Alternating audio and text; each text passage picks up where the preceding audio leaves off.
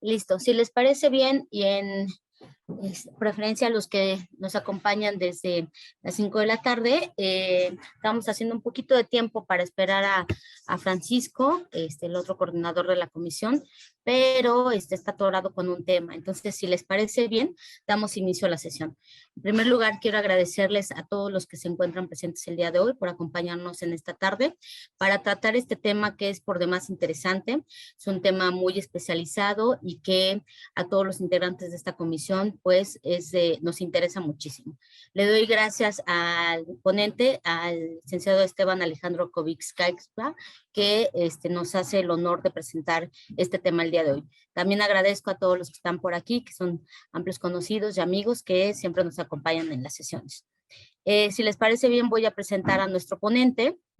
Nuestro ponente se ha desempeñado como visitador agrario en la Procuraduría Agraria, ha tenido diferentes cargos en los tribunales agrarios, desde actuario notificador, como jefe de la unidad jurídica, secretario de estudio y cuenta, secretario de acuerdos, siendo abogado postulante también durante algún tiempo y actualmente es director de investigación y verificación del sector público en el INAI. Tiene estudios de la licenciatura, la cursó en la Universidad Veracruzana, es estudiante de la maestría en Derecho Energético y Ambiental en el Instituto Universitario Puebla, Campus Villahermosa. Nuestro ponente se define a sí mismo como un apasionado de la abogacía. Desde hace 20 años ha acumulado experiencia, conocimiento y valores, específicamente en materia agraria, actualmente en derecho energético, con amplitud de conocimiento en los diversos tipos de propiedad existente en nuestro país, así como los diversos contratos para el uso y ocupación superficial de propiedades públicas, privadas o sociales para proyectos de hidrocarburos, derechos de vía, así también en los diversos juicios que se llevan ante los tribunales agrarios.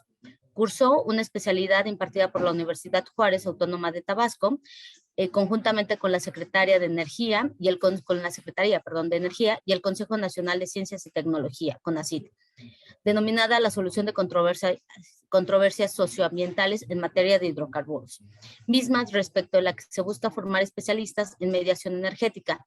Actualmente se encuentra en proceso de entrega de una tesina. Su pasión es el derecho y la formación en el contenido social de las normas. Muchas gracias, licenciado Esteban, por acompañarnos esta tarde y sin más, le doy el uso de la palabra. Muchas gracias.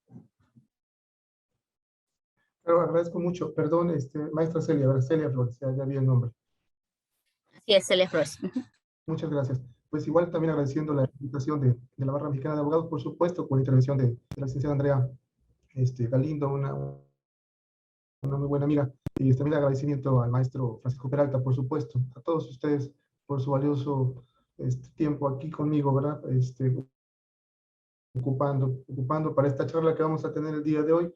Quiero aclarar, actualmente ya no estoy en el INAI, estoy ya litigando nuevamente.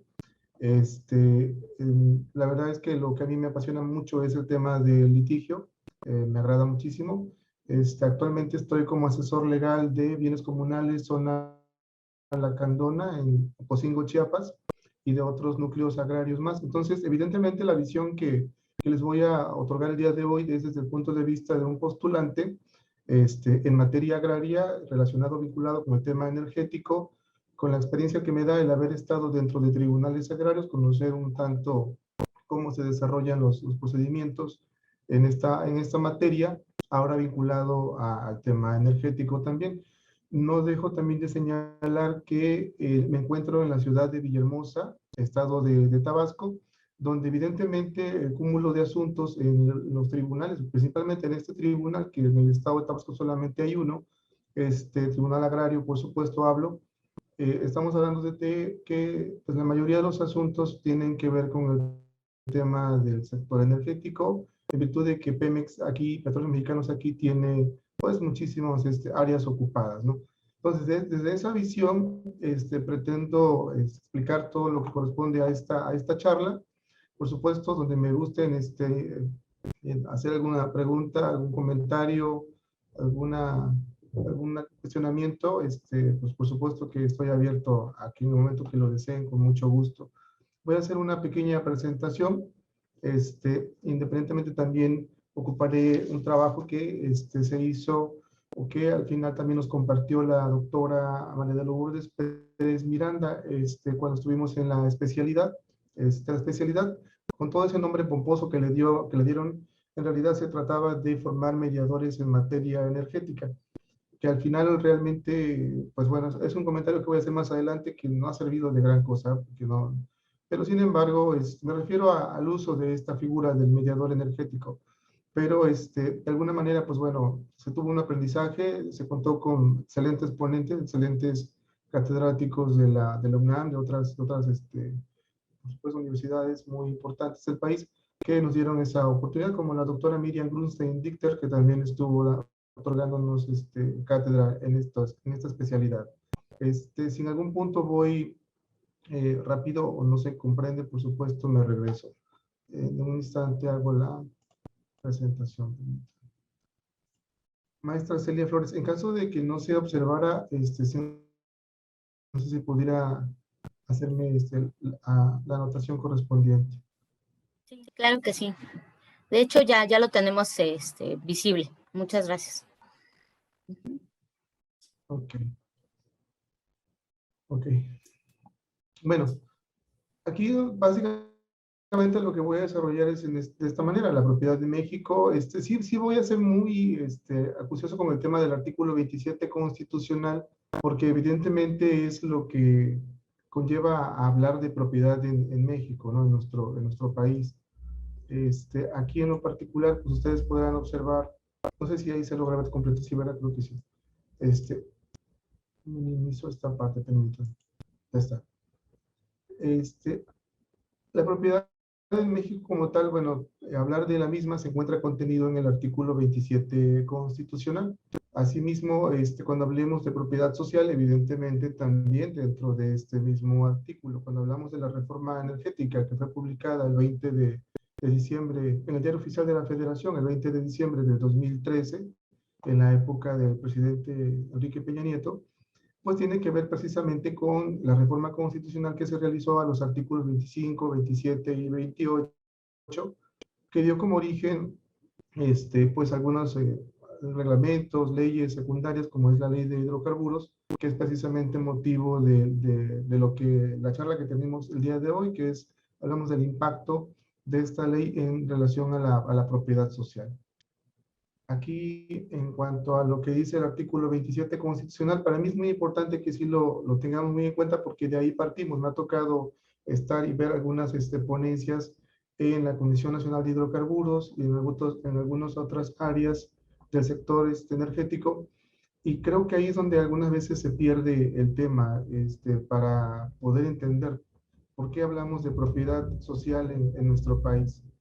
Ok, en ese sentido, aquí como lo dice el artículo 27 constitucional, aquí señalo en qué párrafo nos encontramos, obviamente en algunos, para no estar leyendo demasiado, ni en este caso transcribiendo demasiado tampoco lo que no era necesario, solamente me lo acoté a lo realmente importante, a lo medular. Aquí, por ejemplo, decimos la propiedad de las tierras y aguas comprendidas dentro de los límites del territorio nacional corresponde originariamente a la nación, la cual ha tenido y tiene el derecho de transmitir el dominio de ellas a los particulares, constituyendo la propiedad privada. En ese sentido, aquí encontramos que efectivamente el artículo 27 constitucional es el que habla del tema de la propiedad y lo señala con toda claridad que esta propiedad originariamente corresponde a la nación. También dice aquí que las expropiaciones solo podrán hacerse por causa de utilidad pública y mediante indemnización. Esto para mí es muy relevante porque de alguna manera todo lo que hubo o todo lo que se generó a partir de la reforma constitucional del 2013 en relación a la ley energética, a la reforma energética, tiene que ver precisamente con el tema de ocupar, de no estar tan inmiscuidos en estos temas de lo que es expropiaciones que siempre derivaban en juicios, o sea, el hecho de que pudieran expropiar culminaban con juicios largos, tediosos, que no hacían viables el poder ocupar superficies, en este caso, para las áreas, ¿no? Del sector energético o para algunos otros, algunos tipos de actividades que realizara el Estado o que otorgara el Estado, ¿no? Como el caso también de las minas. Ahora bien, la nación, dice, tendrá en todo tiempo el derecho de imponer a la propiedad privada las modalidades que dicte el interés público, así como el de regular en beneficio social el aprovechamiento de los elementos naturales susceptibles de apropiación, con objeto de hacer una distribución equitativa de la riqueza pública, cuidar de su conservación, lograr el desarrollo equilibrado del país y el mejoramiento de las condiciones de vida de la población rural y urbana. Aquí corresponde al tercer párrafo de este artículo 27 constitucional y tiene que ver precisamente con el hecho de que la nación puede imponer precisamente a la propiedad privada pues cualquier tipo de situación, como en este caso ya platicábamos, ¿no? Sobre las expropiaciones y todo ello, cuando sea necesario, pero no tan solo a la propiedad privada, también en este caso a la propiedad social, que es lo que voy a comentar un poquito adelante. Señala también este artículo 27 constitucional, vuelvo al punto que consideré que es necesario esto que está en esta diapositiva, porque tiene que ver precisamente con el tema de lo que es el sector energético. Dice, corresponde a la nación el dominio directo de todos los recursos naturales de la plataforma continental y los zócalos submarinos de las islas, de todos los minerales o sustancias que en vetas, mantos, masas o yacimientos constituyan depósitos cuya naturaleza sea distinta de los componentes de los terrenos, tales como el petróleo y todos los carburos de hidrógeno, sólidos, líquidos o gaseosos. Esto se encuentra en el cuarto párrafo. El hecho de colocarlo aquí es precisamente porque es muy importante, sobre todo cuando uno trata con personas en este caso justiciables del sector agrario, que se entienda, porque para ellos algunos entienden de manera equivocada que si se encuentran petróleo en sus parcelas, en sus ejidos, pues ellos deben tener una participación. Anteriormente, como existían las leyes anteriores a la reforma, como tal, esta participación evidentemente no la tenían. Ahora, precisamente, cuando hablo de ese impacto en la propiedad social, la participación como tal no, pero los beneficios sí. Y se señala precisamente en los artículos de la ley de hidrocarburos 101, 102, que vamos a ver un poquito más adelante.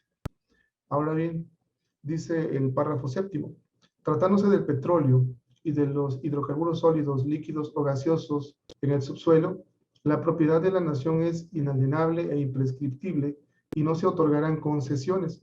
Esta parte también es muy importante por virtud de que algo de lo que pugnaban en ese entonces los contrarios a la reforma energética era en el sentido de manifestar que se estaba privatizando y para ello en este párrafo lo que se señala con toda claridad es que estas cosas que no se van a otorgar concesiones y en todo caso el único asignatario para efectos prácticos son las empresas productivas del Estado. Bueno, en este caso para el sector de hidrocarburos solamente Petróleos Mexicanos y sus empresas subsidiarias, ¿no? Las filiales.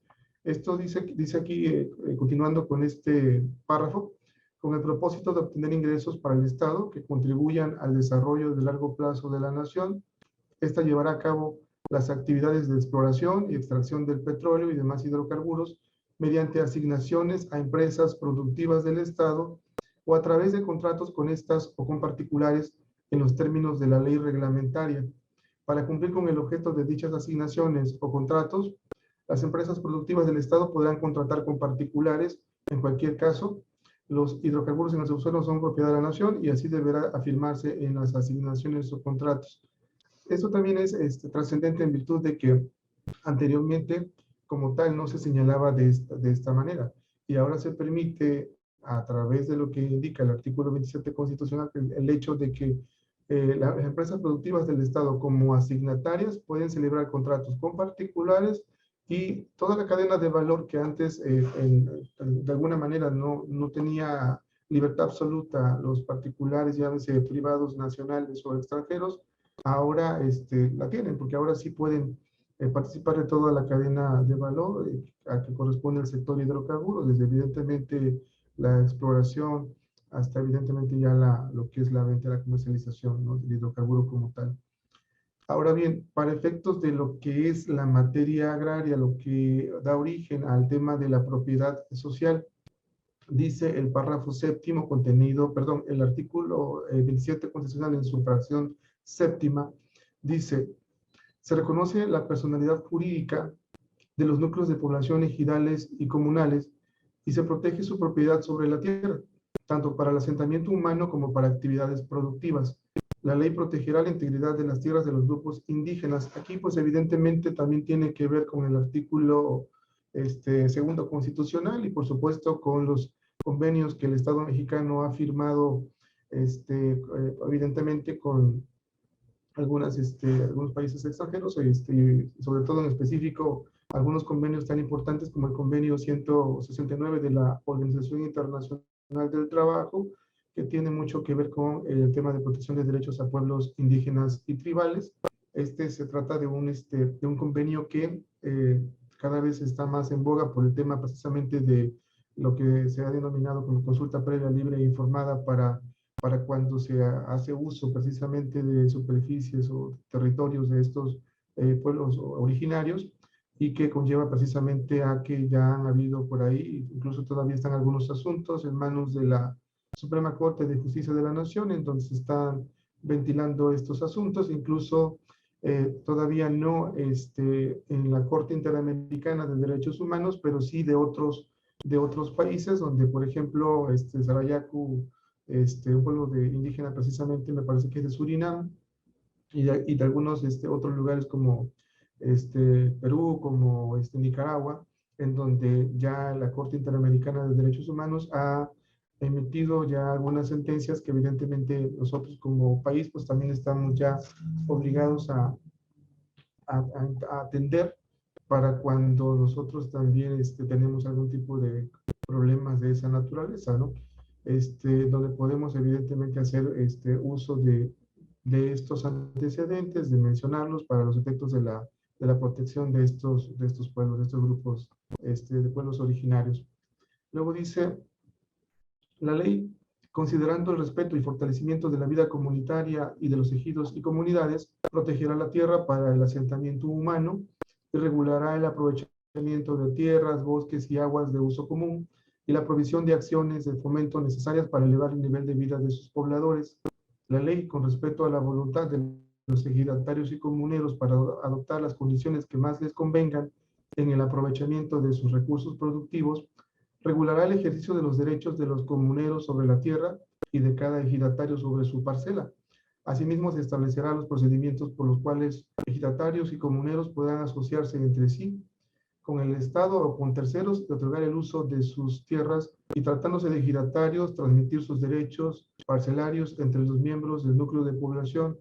Igualmente fijará los requisitos y procedimientos conforme a los cuales la Asamblea Ejidal otorgará al ejidatario el dominio sobre su parcela.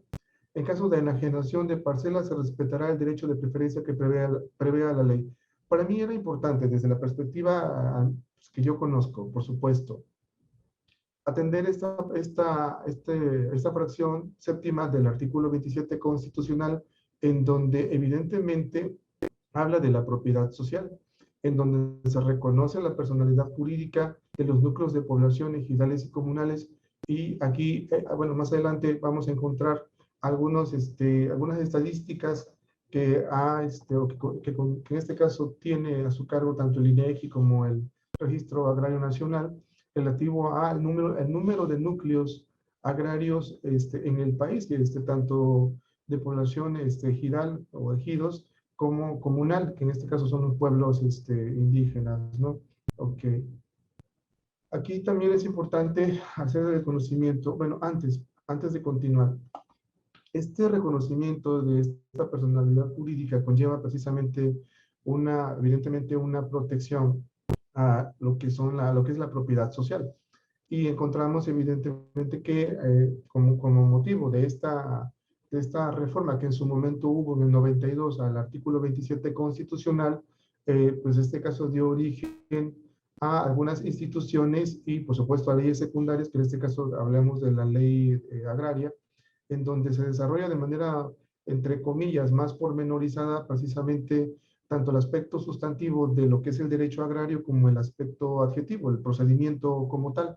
Este procedimiento como tal, pues lo ven reflejados del artículo 163 de la ley agraria al 200 de la ley agraria, que son muy pocos artículos, son 37 artículos, y estamos hablando de que Por ello es que se tiene que aplicar supletoriamente el uso, pues, en lo que es el Código Federal de Procedimientos Civiles, el mismo Código Civil Federal y en algunos casos el Código de Comercio, ¿no? La legislación mercantil también. ¿Ok? En este mismo artículo 27 constitucional, en la fracción 19, dice, con base en esta Constitución, el Estado dispondrá las medidas para la expedita y honesta impartición de la justicia agraria, con el objeto de garantizar la seguridad jurídica en la tenencia de la tierra ejidal, comunal y de la pequeña propiedad, y apoyará la asesoría legal de los campesinos.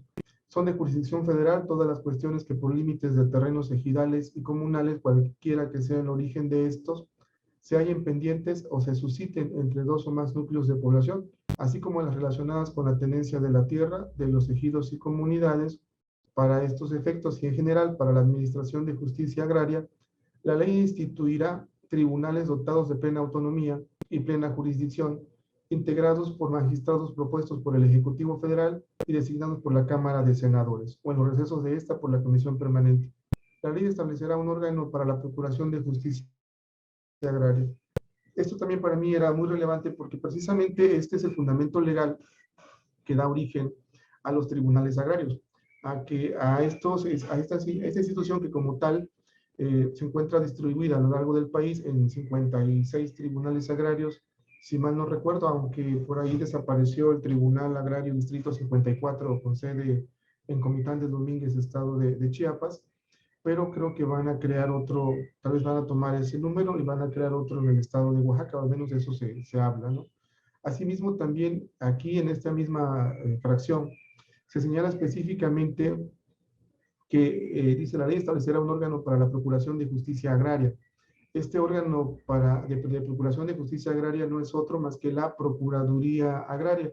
La Procuraduría Agraria como tal tiene su origen constitucional precisamente en este artículo, en esta fracción del artículo 27, y como ombudsman en materia agraria, pues existe un procurador agrario, el mismo que se encuentra en la Ciudad de México, y que también cuenta evidentemente con diferentes residencias, delegaciones y residencias a lo largo del país. Ahora pues saben que no son delegaciones, sino comisiones, y las residencias correspondientes con visitadores agrarios, abogados agrarios, personal administrativo, para efectos precisamente del tema de procuración de justicia agraria. Aquí haciendo una crítica constructiva, evidentemente quisiera decir que se ha avanzado muchísimo, y sí se ha avanzado, pero no todo lo que se debería, y precisamente con el tema de la ley de hidrocarburos, con el tema de la reforma energética, con ese tema hay por ahí algunos vacíos que no ha cubierto Procuraduría Agraria. Hace falta la capacitación más constante de los sujetos del derecho agrario. Y hablo en específico, por supuesto, de los integrantes de los comisariados ejidales o los comisariados de bienes comunales, para hacer entender de qué se trata este tema, a pesar de que ya es una reforma desde el año 2013, publicada en el año 2013, y que sus leyes reglamentarias, la gran mayoría de ellas fueron generadas en agosto del 2014, ha habido lineamientos que se fueron generando posteriormente.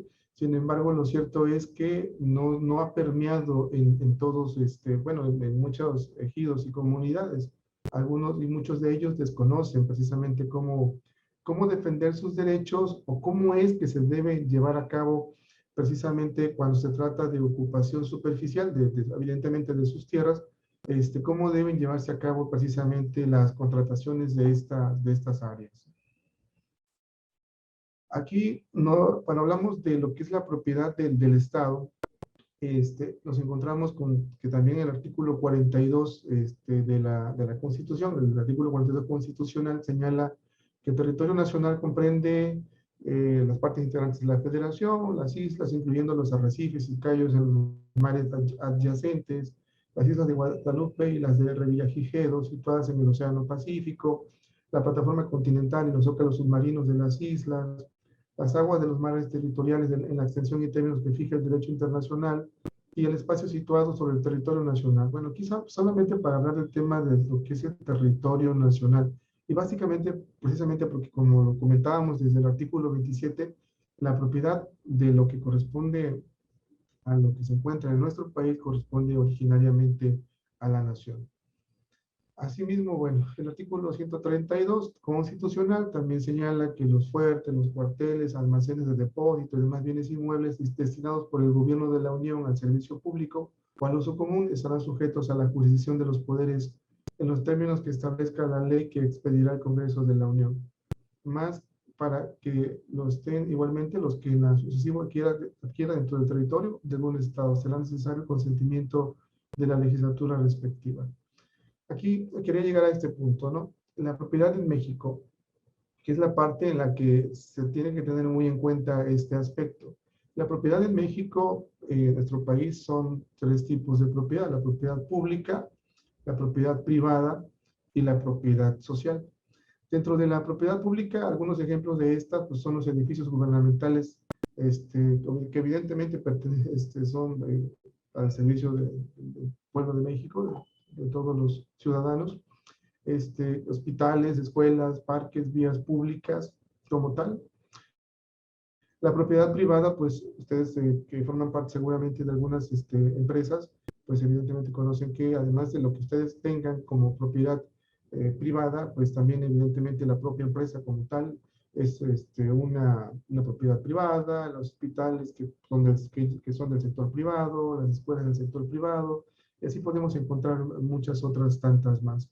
Para el caso de la propiedad social, que es donde me quiero concentrar, pues la propia ley agraria, la propia Constitución, en su artículo 27, pues señala a lo que son los ejidos, las comunidades, las colonias agrícolas y ganaderas. Se indica también la pequeña propiedad agrícola, ganadera y forestal como integrantes de lo que corresponde a la propiedad social. Aquí donde ya ven, viene el tema de la estadística. Específicamente, a menos esta estadística está revisada, actualizada al 31 de diciembre del 2021, y la superficie total nacional es de 196.437.500 hectáreas. De esta superficie que acabo de mencionar, la propiedad social corresponde a 99.639.809 hectáreas. Es decir, la representación o la proporción que tiene la propiedad social en nuestro país es de aproximadamente el 51%. Aquí encontraremos que en cuanto hace a lo que son la propiedad social de lo que son ejidos, comunidades, pues ya regularizados, afortunadamente se lleva un poquito más del 95%. Hablamos de 97 millones de hectáreas, un poquito más. Y superficie de núcleos agrarios regularizados de estos 97 millones, y ya titulados, pues aquí tienen todos sus documentos ya en regla, 92.707.000. Los universos de los núcleos agrarios existentes en el país son hasta diciembre del 2021, 32.211. Cuando digo hasta diciembre del 2021, lo menciono por dos razones. En algunos casos, por el hecho de que estos núcleos agrarios, algunos han tendido a desaparecer porque sus tierras se las han aportado al dominio pleno, propiamente como tal ya no cuentan con tierras de contenido de propiedad social, ya no son parcelas ejidales ni comunales. Sin embargo, también hay algunos otros algunos asuntos que no sé, pues ya prácticamente como rezago agrario no, pero hay algunos asuntos que se han quedado ahí en el tintero, que no se han resuelto y que se están buscando cómo resolverlos. Yo precisamente cuento con uno de ellos, para menos que estoy atendiendo, que se trata de un núcleo que en su momento, bueno, son los solicitantes de tierras que al momento que solicitaron las tierras, iniciaron el procedimiento. Esto fue en el 91, para el 92, 93, les determinó ya en este caso el Tribunal Superior Agrario como autoridad sustituta de la entonces Comisión Agraria Mixta, y pues en este caso en particular denegarles esta solicitud, decirles que no era procedente. Estas personas fueron y ocuparon superficies en un lugar que se denomina acá, bueno, el municipio es Jonuta. Cuando lo hicieron así, crearon un conflicto social con los propietarios, donde pues hubo de por medio pues actos violentos. Para evitar este tipo de conflictiva, la Secretaría de la Reforma Agraria en ese entonces, ahora Secretaría de Desarrollo Agrario, Territorial y Urbano, lo que hizo fue comprarle tierras a estas personas. Hablamos de 3 lotes de 100 hectáreas, 300 hectáreas. Se las compraron en el municipio de Huimanguillo. Allá se las entregaron a través de un convenio finiquito para resolver la conflictiva social que se había generado por la ocupación indebida que ellos realizaron de las tierras en Jonuta. Sin embargo, se quedaron en el limbo jurídico porque como tal, en su momento no se escrituraron dichas tierras en favor del ejido, bueno, ya de lo que serían en este caso los beneficiados por este convenio finiquito. Y actualmente están, o sea, hablamos desde el 93, 94, hasta este momento todavía se empezó a realizar el trámite de regularización. Por eso cuando menciono que el universo de núcleos agrarios es de 32.211, que pueden ser menos a esta fecha o un poco más, es precisamente por eso, porque en algunos casos se han ido perdiendo estas superficies ejidales al transmitirlas al dominio pleno y ya ser parte del derecho común, del fuero común. Y en otros casos, pues se están incorporando algunos a través de estas figuras que les acabo de comentar, incluso generando figuras ya utilizadas de antaño con la Ley Federal de Reforma Agraria, como la incorporación de tierras al régimen ejidal, que era una figura denominada ITRE. Bueno, para efectos ya de señalar específicamente de estos 32.211 núcleos agrarios, ¿cuántos son ejidos? Pues ustedes podrán observar que la gran mayoría son ejidos, 29.800, y solamente comunidades, 2.411. De estas 2.411 forman parte la gran mayoría de estas comunidades, evidentemente de pueblos originarios, pues, que hablan lenguas maternas, que se encuentran pues, en estados con mayor cantidad de población indígena, como por ejemplo Oaxaca, Chiapas, Guerrero, Michoacán, algunos lugares del Estado de México, y que ahorita vamos a observar, por ejemplo, en la siguiente diapositiva, en donde se encuentran estos núcleos agrarios, en este caso relativos a las comunidades. Ahora bien, de estos núcleos agrarios que acabo de mencionar, ya certificados, cuando hablamos de certificados, es importante mencionarles para los que no conocen esta temática, es cuando ya se han incorporado ellos junto con el gobierno para efecto de que sean medidos y deslindados en su totalidad de todo lo que corresponde a sus colindancias y cuentan con evidentemente todos los documentos fundamentales, su resolución presidencial o resolución del Tribunal Superior Agrario, su plano definitivo, el plano que se generó por medio de unos programas que se llamaron Programa de Certificación de Tierras Ejidales, que es el famoso denominado Procede, que posteriormente pasó a ser FANAR y luego otros nombres que les han ido otorgando, y que lo que conlleva es que ellos ya cuenten con documentos que específicamente delimiten dónde están sus tierras, tanto de manera de todo el polígono circundante, como también al interior, a través de los certificados parcelarios con el cual acreditan pues, ser titulares de derechos. Aquí también es importante, pues, sobre todo porque entiendo que ustedes como participantes, la mayoría pues, ya son abogados, quiero entenderlo así, salvo que me corrijan, con alguna muy fuerte trayectoria y por supuesto, aquí hablamos de que en materia de propiedad social, el tema es que la nuda propiedad como tal le corresponde al núcleo, llámese a ejido o comunidad. Es decir, la asamblea de ejidatarios como tal sería el propietario de todas las tierras que corresponde al ejido, que sería quien tendría la nuda propiedad. Son los que tienen precisamente la posibilidad de determinar. Sin embargo, hay aquí una especie de situación que se da en el tema de lo que corresponde al uso o usufructo de estas tierras, porque a través de la certificación de estas tierras ejidales, cuando les miden al interior y les entregan a cada uno de acuerdo a la cantidad de unidad de dotación que tengan, hablo de las tierras que tengan, les entregan sus correspondientes certificados parcelarios, pues ellos con este certificado parcelario pueden evidentemente ocuparlo. Aquí voy a salirme tantito de voy a seguir proyectando, pero para mí es importante que vean lo que dice, perdón, es acá, la, la ley agraria.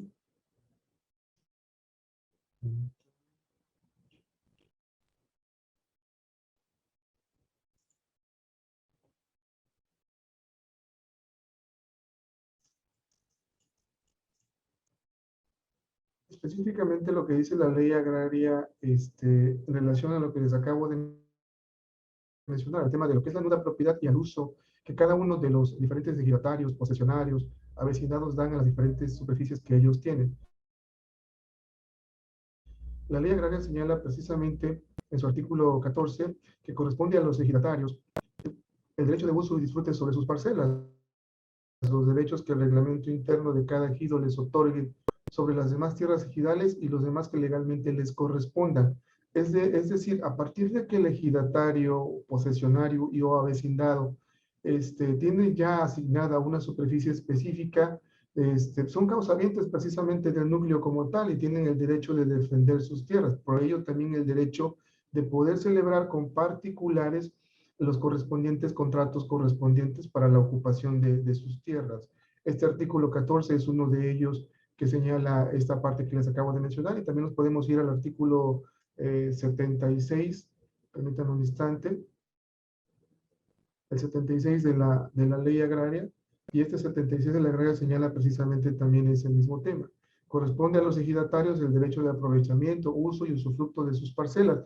Y vamos a encontrar otros artículos más. El artículo 80, por ejemplo, de la ley agraria, aquí también faculta, dice, los ejidatarios podrán enajenar sus derechos parcelarios a otros ejidatarios o avecindados del mismo núcleo de población.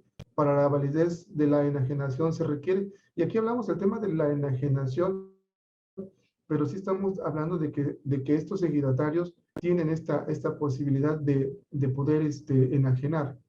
No obstante que la nuda propiedad corresponda al ejido como tal, lo pueden hacer, pero los candados que le impone la ley agraria es que debe ser a otros ejidatarios o a vecindados del mismo núcleo de población, precisamente para que como tal las superficies correspondientes a la materia de que se trata, la de propiedad social, pues no salga precisamente de esta propiedad social, ¿no?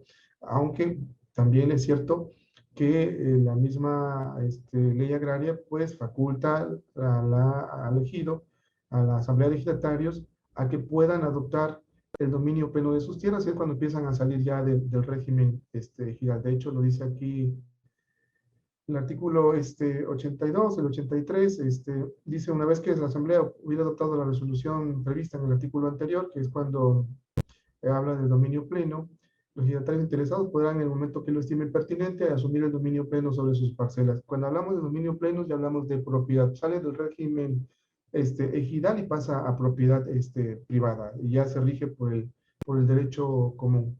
Déjenme ver en el chat si es que hay alguna pregunta, perdón.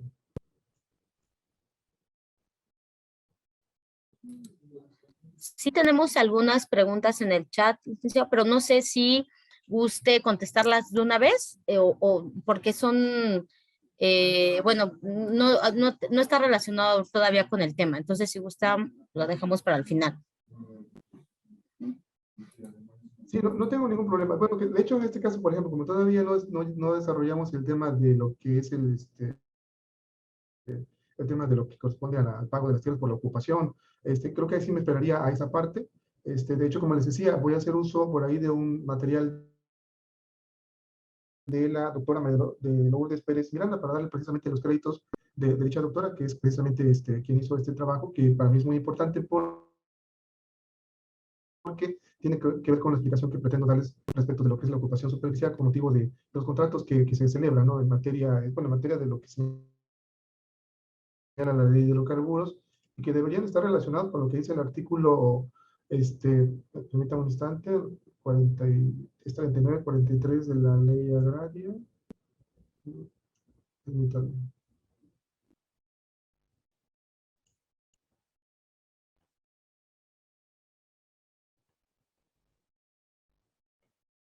es 45, perdón.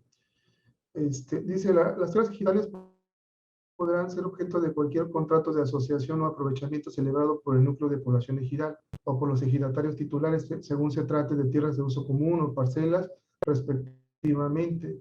Es decir, la ley agraria sí permite, a diferencia de lo que era antes la ley federal de reforma agraria, que no lo permitía, actualmente sí, con las reformas del 92, ya de hace más, un poquito más de 30 años, bueno, este año es que se tienen los 30 años, pero me prefiero por los meses que han transcurrido desde febrero a la fecha, ¿no?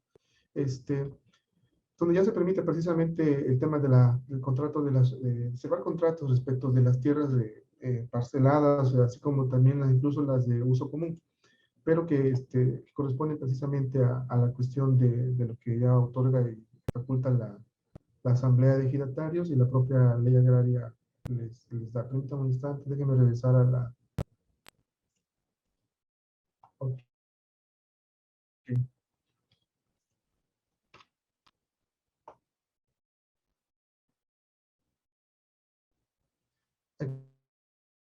Aquí con esta otra diapositiva lo que nos encontramos es en el caso específico de las comunidades agrarias. Cuando hablamos de comunidades propiamente son estas 2.411 que señala acá, se señalan aquí en esta parte. Hablamos de que en total son 32.211 núcleos agrarios.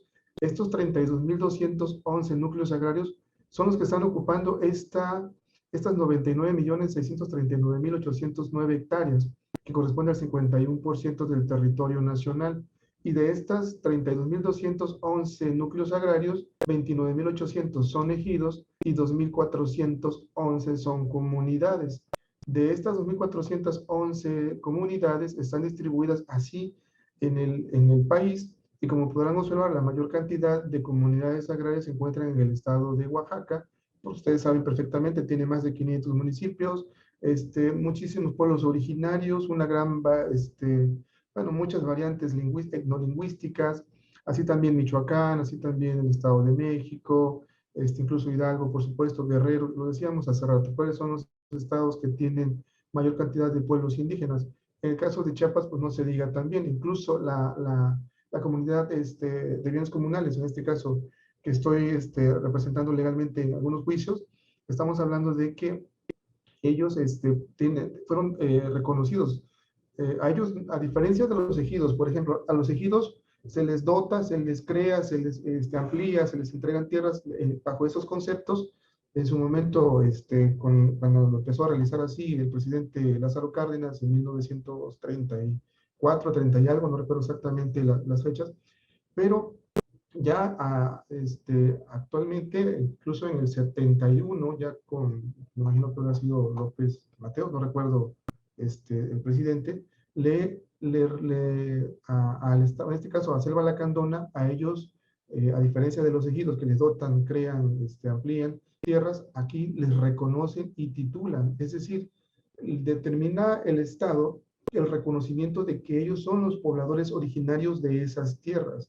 Y en este caso, para la zona Lacandona, a ellos les reconocieron 614.321 hectáreas, 614.321 hectáreas, que actualmente ya con las mediciones que han habido por los problemas que han existido internos por la ocupación de otros diversos pueblos que se encuentran dentro de esa área, pues se ha reducido a 511.000, o sea, perdieron más de 100.000 hectáreas durante este lapso de tiempo del 71 a la fecha.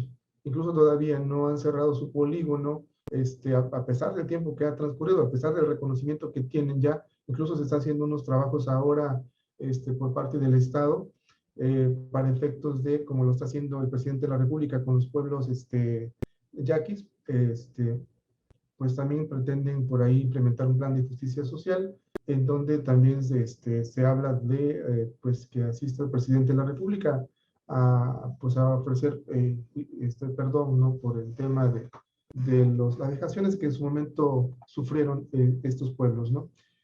Pues bueno, en el caso de aquí, del estado de Tabasco, para precisar, aquí solamente hay dos comunidades indígenas, o sea, solamente no son muy poquitas.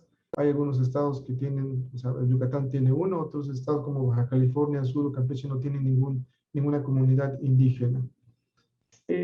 Esta información, y también es importante que me imagino yo que para ustedes será muy necesario, esta información ustedes la pueden obtener de diversas páginas, ¿no? INEGI, como les decía, pero en específico hay una muy importante que es la del Registro Agrario Nacional. Otra vez, perdón. La del Registro Agrario Nacional van a encontrar, permítanme un instante.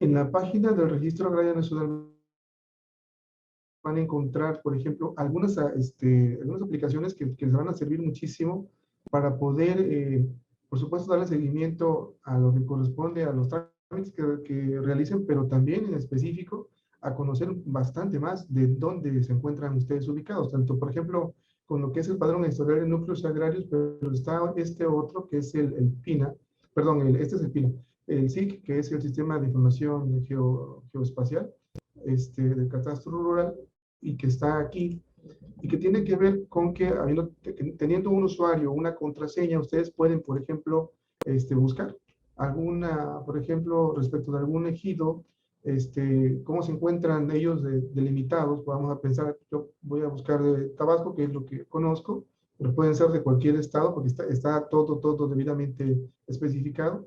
Aquí están todos los municipios del estado. Por ejemplo, me voy a ir a Manguillo, voy a buscar un ejido, el que sea, el C26, por ejemplo, y va a generar un archivo que, además de tener abierto esto, tengo que tener también este otro, que es el Google Earth. Y una vez este archivo que genere... Disculpe, licenciado, lo que pasa es que seguimos viendo solamente la pantalla de las diapositivas, no estamos viendo los archivos que nos mencionan. Ok, perdón, lo que mencionaba hasta donde están viendo. Entonces, permítame regresar acá. Pensé que como estaban viendo mi pantalla, pensé que estaban viendo toda la pantalla, pero tiene razón.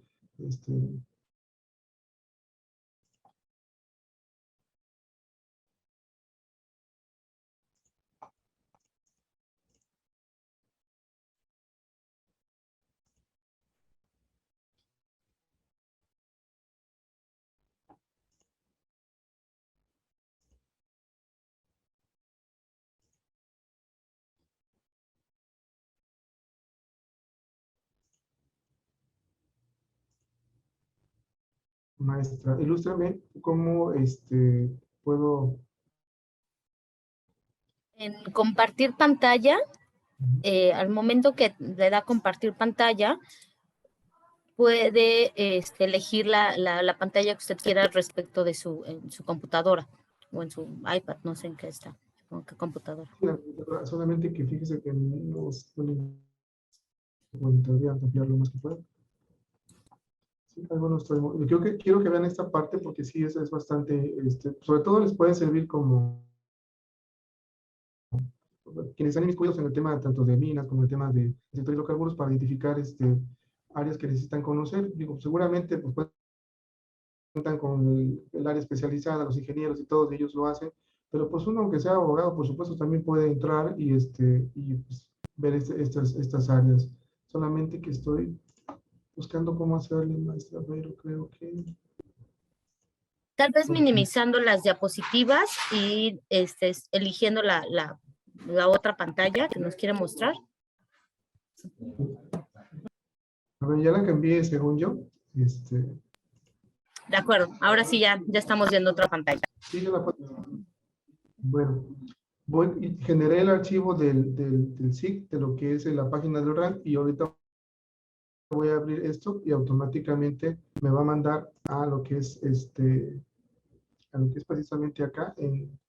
Se está moviendo ya lo que es Google Earth y va a identificar en dónde se encuentran ese núcleo del que yo les estaba hablando. ¿Sí lo ven, verdad, maestra? Sí, ahora Silvia, sí, perdón. lo estamos viendo. Sí, de acuerdo. Okay. Lo estamos viendo ya. Bueno, aquí por ejemplo, o sea, con esta herramienta que se encuentra en la página del Registro Agrario Nacional, de lo que es la aplicación del SIC, ustedes pueden generar un archivo donde van a poder observar todo el área parcelada. Sí, y esto lo señalo porque, por ejemplo, aquí pueden identificar qué número de parcela es, cuánta superficie tiene respecto del área que ustedes pretenden contratar. Por ejemplo, si están, en este caso, queriendo ver la parcela, quiero ahorita que yo le dé clic, va a aparecer el número de parcela, que es la 174, y cuántas hectáreas tiene. Tiene 13 hectáreas. A qué ejido pertenece, qué entidad federativa, ¿no? No aparece el nombre del titular, pero bueno, ya con esta información es bastante para entender dónde se encuentran, ¿no? Por ejemplo, este, la pantalla que yo quería mostrarles hace un instante respecto de lo que es la aplicación, voy a mostrar es esta. Es esta. Estamos ahorita en la de lo que es el Registro Agrario Nacional. Esta es la aplicación que se encuentra dentro de lo que es la página. Al momento que yo le di abrir esta parte de lo que es la página que está el Registro Nacional, pueden abrir esta otra y aquí, como les decía, pueden generar qué es lo que quieren ver: la zona parcelada, tierras de uso común, reservas de áreas de crecimiento, todo esto. Incluso si quieren hacerlo en otro estado, por ejemplo, Veracruz, quieren ver un municipio en particular, por ejemplo, estoy buscando de donde yo soy originario, que es, perdón,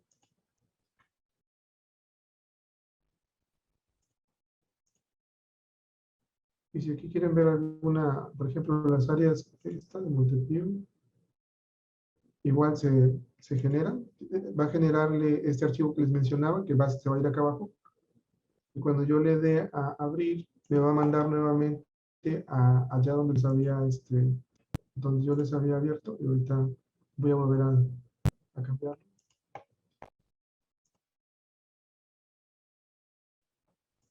Ya lo cambié, y aquí me está generando de esta área de Montepío, que es una área de playa, las parcelas que corresponden a esta área, en donde se encuentra. O sea, estamos hablando de que, suponiendo que hubiese aquí alguna infraestructura del sector hidrocarburos, que fuese a pasar algún tipo de ductos, y estos ductos van a atravesar estas áreas. Si quieren saber a qué parcela corresponde, pues aquí van a encontrar, por ejemplo, pues corresponde a la parcela número 59, con una superficie de 11 hectáreas, y ya ustedes podrán ahí ubicar otros datos más, ¿no? Que son siempre relevantes.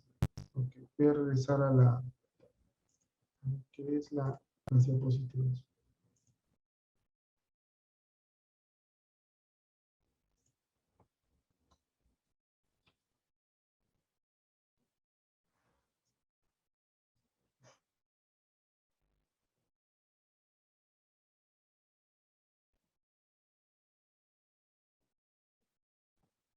Aquí ya propiamente vamos a entrar al tema de lo que es la importancia de los hidrocarburos. Bueno, en esto vamos a chocar mucho, sobre todo para aquellos que tengan una formación ambiental. Evidentemente pueden decir muchas cosas, algunos otros que son ya especialistas en temas de energías renovables, energías limpias, puedan decir también muchas cosas al respecto, pero bueno, no se puede aún a estas alturas de restar importancia a lo que son los hidrocarburos. ¿Y de qué hablamos? Bueno, específicamente dice aquí, la dependencia de la sociedad de los recursos naturales no renovables pues sigue siendo muy elevada. El 80% de la energía que se consume en el mundo proviene de los recursos fósiles. ¿Cuáles recursos fósiles? Pues el carbón, el gas natural, el petróleo, ¿no? Principalmente hablamos del petróleo. A estas alturas también ustedes, por supuesto, seguramente lo conocerán. Evidentemente en muchos lugares ya va en declive, en otros pues todavía cuentan con importantes reservas, como Arabia Saudita, como Venezuela, como Canadá. México, pues para algunos, específicamente algunos países, se viene mencionando que en 30 años máximo ya se estaría propiamente ya no contando con estos recursos fósiles, o se contarían en una muy pequeña cantidad. Por ello se hace, mencionan los conocedores más o sea, del tema, que tenemos que transitar a energías limpias. a energías, que en este caso, como lo han mencionado, la solar, la eólica, pero sin embargo, pues bueno, sin entrar en discusión, sin entrar en controversia, y si fuera así, pues por supuesto, yo lo escucharé con mucho respeto. Como tal, aquí en nuestro país desafortunadamente no se encuentra aún la infraestructura correspondiente como para poder decir que ya se puede depender de estas energías y que estas energías van en todo momento a estar pues desarrollando o desarrollándose o transmitiéndose de tal manera que no exista algún impacto en donde pudieran en algún punto dejar de existir energía eléctrica o de transmitirse la misma y que no hubieran apagones, ¿no? Por ejemplo. Y lo digo porque se tratan de energías, si ustedes lo saben, lo conocen o lo han escuchado, que son intermitentes, que dependen, pues evidentemente, pues, de que el sol, no existan las nubes que tapen el sol y que puedan estar de manera constante. Asimismo, el viento también, por supuesto.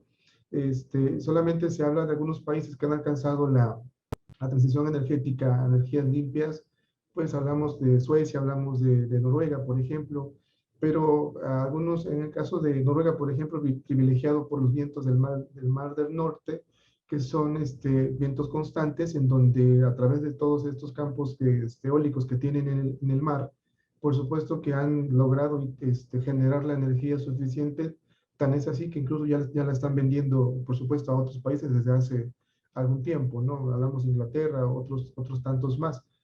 Este, pero como tal, pues nuestro país seguimos dependiendo desafortunadamente todavía de lo que son estos recursos fósiles, ¿no?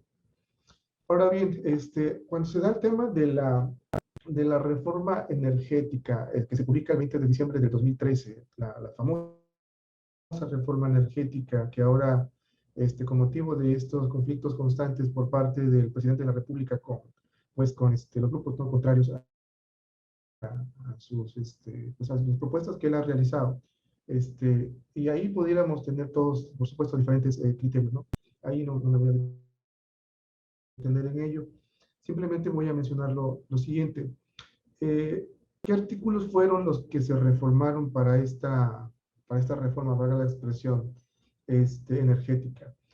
Fueron el 25, el 27 y el 28. ¿Qué se introdujeron en estos artículos preponderantemente, medularmente? Para el artículo 25 se introdujo el concepto de empresas productivas del Estado. Como tal, ustedes saben que antes de esta reforma energética, Petróleos Mexicanos bueno, la verdad es que para mí sigue siendo, pero como tal funcionaba como una paraestatal y pues contaba con todas las demás filiales, como Pemex Gas y Petroquímica Básica y todas las demás, ¿no? Entonces, aquí ya como tal se introduce el concepto de empresa productiva del Estado, porque lo que se buscaba era precisamente que Petróleos Mexicanos ya no dependiera del Estado como tal, sino como empresa, sí, sí, sustentada y avalada y sostenida aún por el Estado, pero que se fuera de alguna manera ya pues como empresa particular, generando por supuesto pues avances en ese sentido, cosa que es muy difícil con toda la deuda que tiene Petróleos Mexicanos, una de las empresas más endeudadas del mundo. En fin, entonces, pero se introduce el concepto de empresas productivas del Estado, las entidades responsables de las áreas estratégicas en materia energética, pues las entidades, pues ya lo conocen ustedes, CFE y Pemex. Últimamente, pues más evidente el tema de CFE por la cuestión de lo que es la reforma que planteó el presidente, que no pasó, la reforma constitucional, que era precisamente en materia de la industria, de la ley de la industria eléctrica, bueno, específicamente para el caso de la CFE, y el tema del litio, ¿no? Que también estuvo muy en boga y toda esa temática que se dio.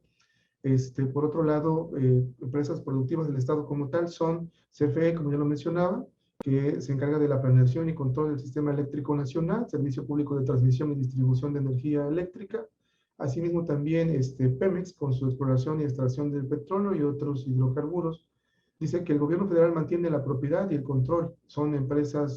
No son empresas privadas, se buscó flexibilizar su marco de actuación.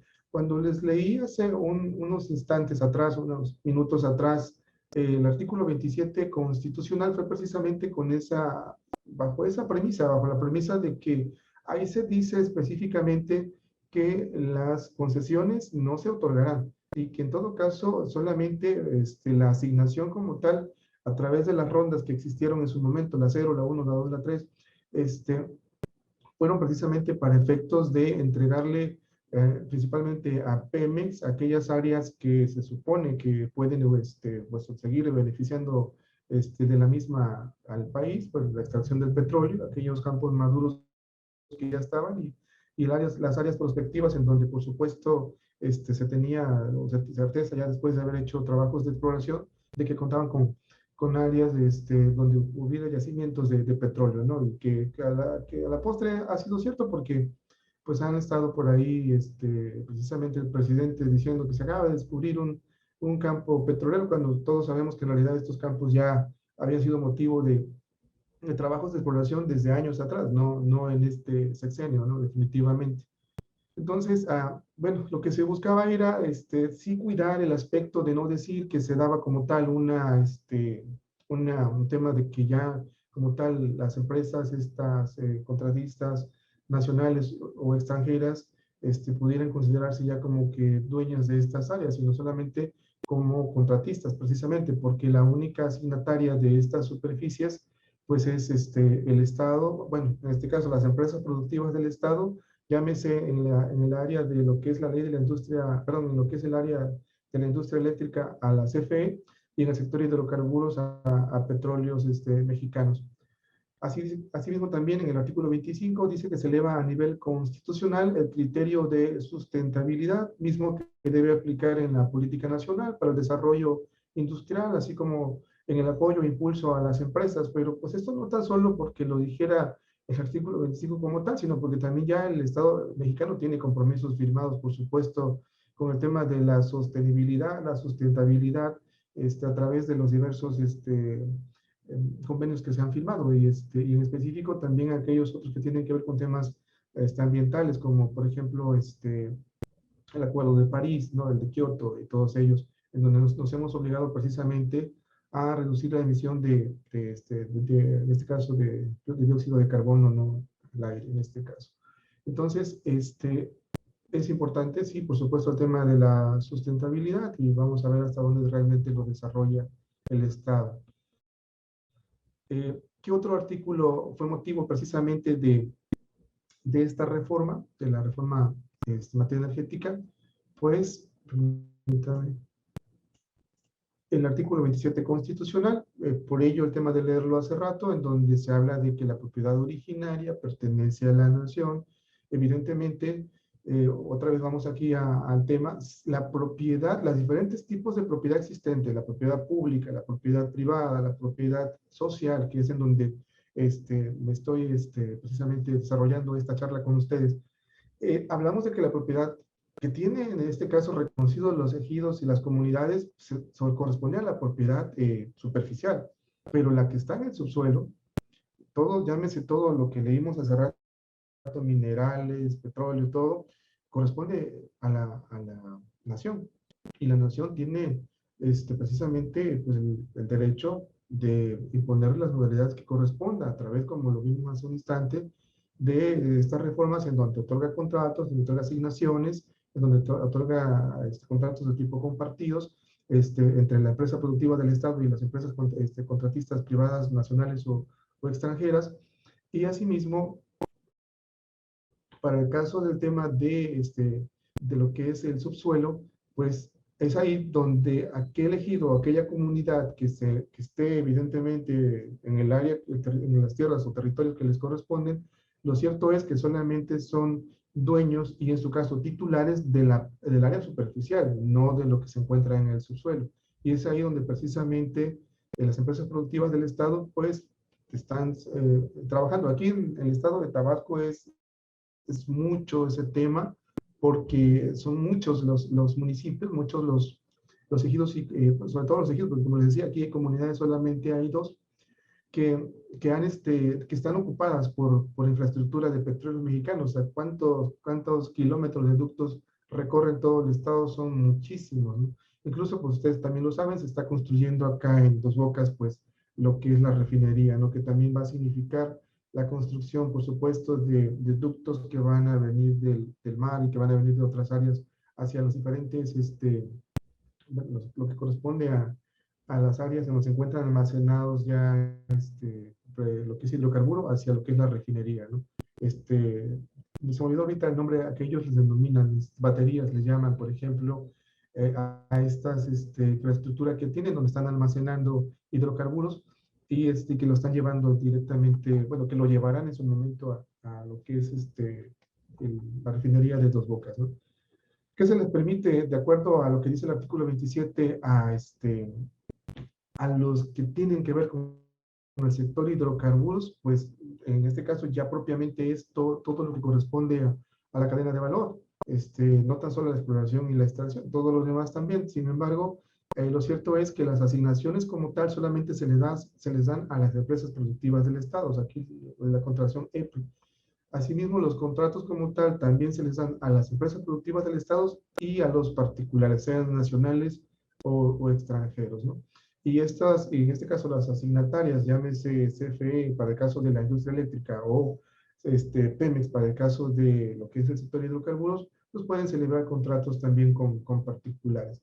Ahí es donde entran estos temas, porque por ejemplo, estoy atendiendo por ahí algunos ejidos que tienen que ver con demandas que están interponiendo ya empresas particulares, contratistas, que tienen contrato con PEMES de protección compartida, utilidad compartida, y por ahí, como no han querido los sujetos de derecho agrario, llámense ejidatarios o posesionarios, celebrar los contratos de ocupación superficial, entonces pues ellos han tenido ya que demandar lo que es la servidumbre legal de hidrocarburos y es la parte en la que estoy asesorando a algunos ejidos, bueno, no ejidos, porque en este caso ahorita en lo individual son ejidatarios y o posesionarios, ¿no? Que estoy asesorando en ese sentido.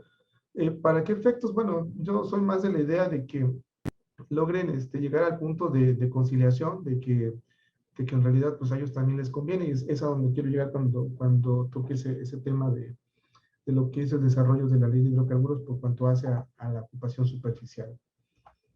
Y como aquí lo dice, pues no se otorgan concesiones a los particulares, en todo caso solamente es la asignación a las empresas productivas del Estado y a través de los contratos, ¿no? ¿Qué otro artículo se reformó? El artículo 28 constitucional. Aquí se señaló específicamente que el petróleo y los demás hidrocarburos, así como la petroquímica básica, dejan de ser áreas estratégicas. Se incorporan como áreas estratégicas la exploración y la extracción del petróleo.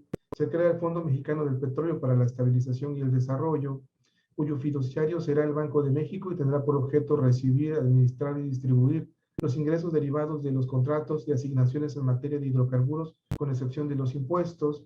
Las reglas generales de operación y administración de este fondo se establecen en los transitorios 14º y 15º. Se constituyen como órganos reguladores coordinados en materia energética a la CRE y a la CRE es la Comisión Reguladora de Energía y la CNH, pues la Comisión Nacional de Hidrocarburos. Estos órganos tendrán personalidad jurídica propia, autonomía técnica y de gestión y recursos propios provenientes de contribuciones y aprovechamientos de sus actividades. Esto se encuentra en el transitorio 12º. Lo cierto es que, como ustedes lo recordarán, con la reforma que no fue aprobada hace poco del presidente de la República, sí se buscaba minar precisamente lo relativo precisamente a la autonomía de estos órganos coordinados, estos órganos reguladores coordinados en materia energética.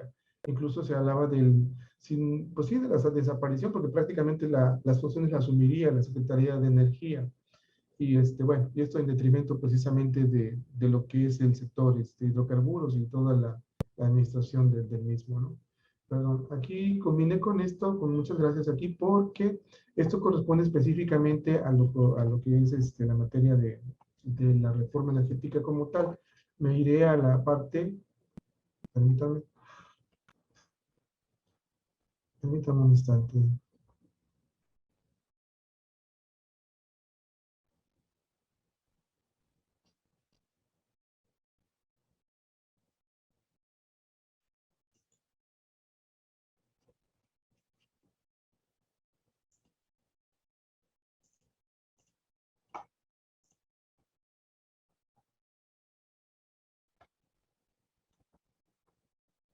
Maestra, siguen viendo solamente las diapositivas, ¿verdad, maestra Celia?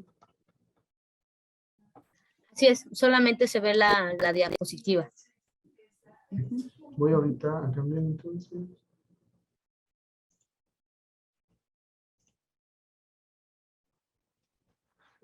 Les estoy transmitiendo ahorita, espero que sea así, porque tengo abiertas varias páginas, lo que es la ley de hidrocarburos. Son 121, 131 artículos, son realmente muy pocos artículos. No recuerdo la cantidad exacta, pero solamente muy pocos. Aquí, a partir de este artículo, dice, cuando hablamos ya del tema de lo que es la ocupación superficial, de lo que es el impacto como tal que está resintiendo lo que son la propiedad social. Dice el artículo 95, la industria de hidrocarburos es de exclusiva jurisdicción federal. En consecuencia, únicamente el gobierno federal puede dictar las disposiciones técnicas, reglamentarias y de regulación en la materia, incluyendo aquellas relacionadas con el desarrollo sustentable, el equilibrio ecológico y la protección al medio ambiente en el desarrollo de esta industria. El artículo 96 dice, la industria de hidrocarburos a que se refiere esta ley es de utilidad pública. Procederá la constitución de servidumbres legales o la ocupación o afectación superficial necesarias para la realización de las actividades de la industria de hidrocarburos, conforme a las disposiciones aplicables en los casos en los que la nación lo requiera. Las actividades de exploración y extracción se consideran de interés social y orden público, por lo que tendrán preferencia sobre cualquier otra que implique el aprovechamiento de la superficie o del subsuelo de los terrenos afectos a aquellas.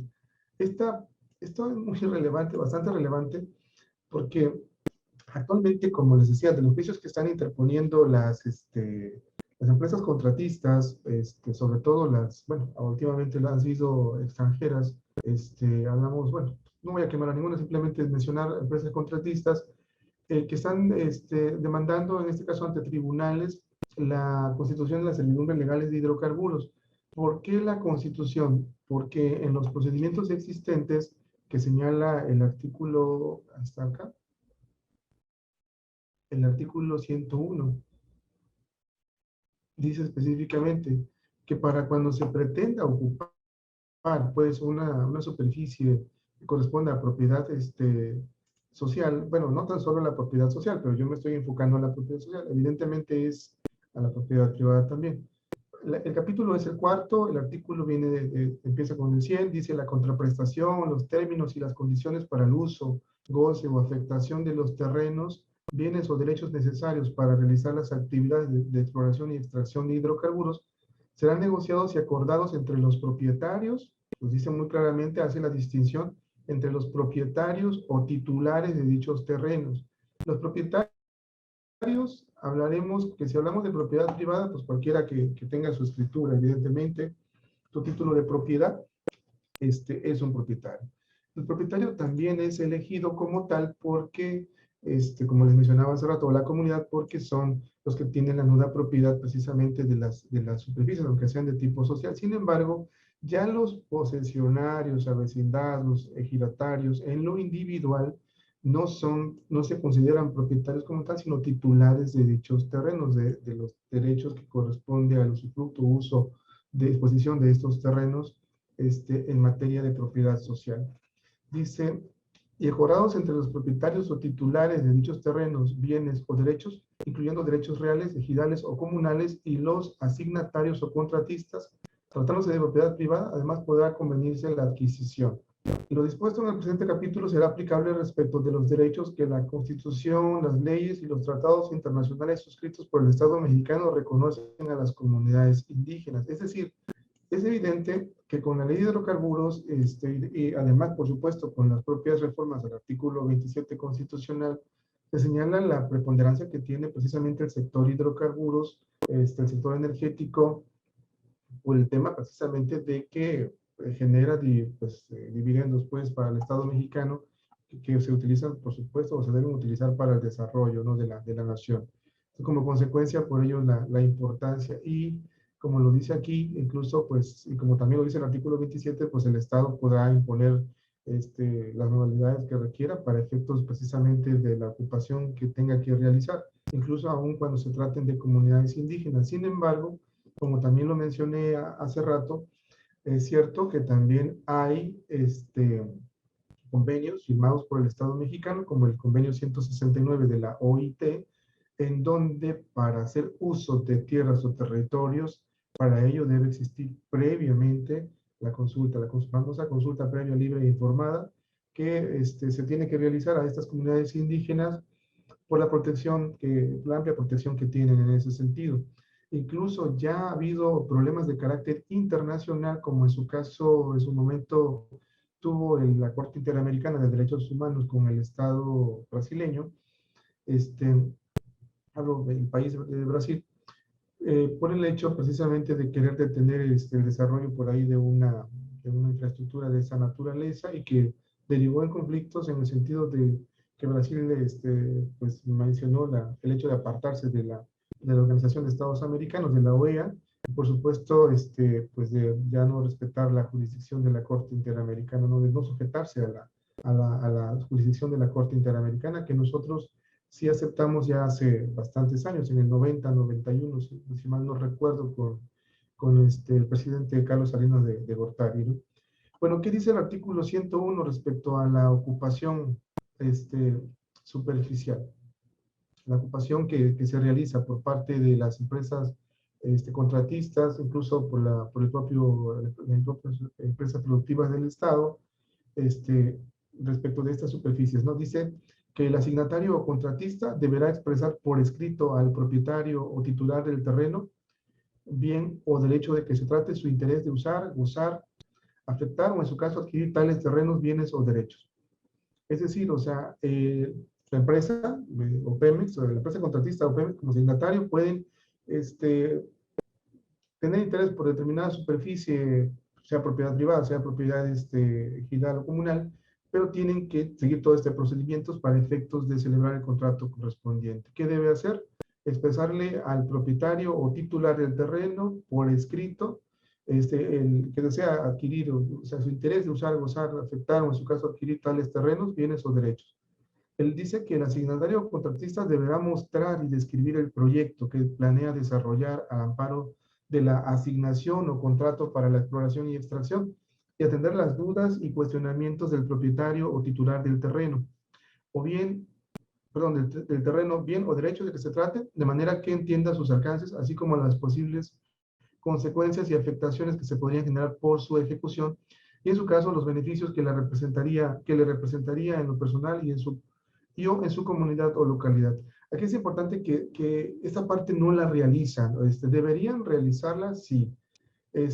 ¿Cómo buscan acreditar que lo realizaron? Pues con fes de hechos, con videos, con fotografías, para efectos de acreditar que intentaron, por supuesto, acercarse al propietario, entregarle el escrito de interés, mostrarle el proyecto que planean desarrollar y bueno, y aquellos beneficios que pudieran significarle tanto al titular, al propietario o al propio ejido o comunidad como ente colectivo, ¿no?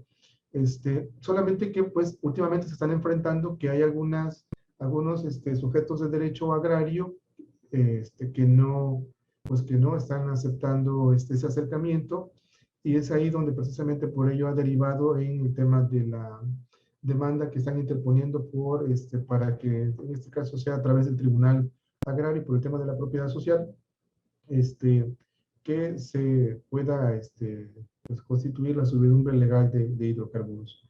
Luego dice, la Secretaría de Energía podrá prever la participación de testigos sociales en los procesos de negociación, en los términos que señale el reglamento. Pues como tal, esto por supuesto ayudaría mucho para efectos de que los sujetos de derecho agrario se encuentren de alguna manera, muchas veces cuando asisten los contratistas, los abogados, los personal de lo que son las empresas con ellos, hay ya de origen una animadversión, muchas veces desafortunada, me refiero porque algunos ejidatarios, algunos posesionarios, algunos avecindados consideran que tener cerca a estas empresas no les ha traído beneficios reales, tangibles. Y en algunos otros casos, en realidad sí, sí es así, sí les ha traído esos beneficios, solamente que también con ello, al menos acá en el estado de Tabasco, también trae consigo pues el acercamiento de lo que son las bandas delictivas, porque ha tocado conocer de algunos casos en donde saben que les van a pagar determinados recursos y ya para ese entonces se acercan estas bandas con el afán de decir, bueno, pues, pues a mí me vas a dar tanto de lo que te van a pagar, ¿no? Entonces, ellos prefieren ya en algunos casos ni siquiera tener ese acercamiento. Y en otros tantos, pues bueno, ya se ven obligados, ¿no? Este, dice la fracción cuarta, la forma o modalidad de uso tiene que especificar, obviamente, la empresa asignataria o contratista, la forma o modalidad de uso, goce, afectación o en su caso adquisición que se pacte, deberá ser idónea para el desarrollo del proyecto en cuestión, según sus características. A efecto podrán emplearse las figuras de arrendamiento, estas son las figuras que se permiten, arrendamiento, servidumbre voluntaria, ocupación superficial, ocupación temporal, compraventa, permuta, y cualquier otra que no contravenga la ley.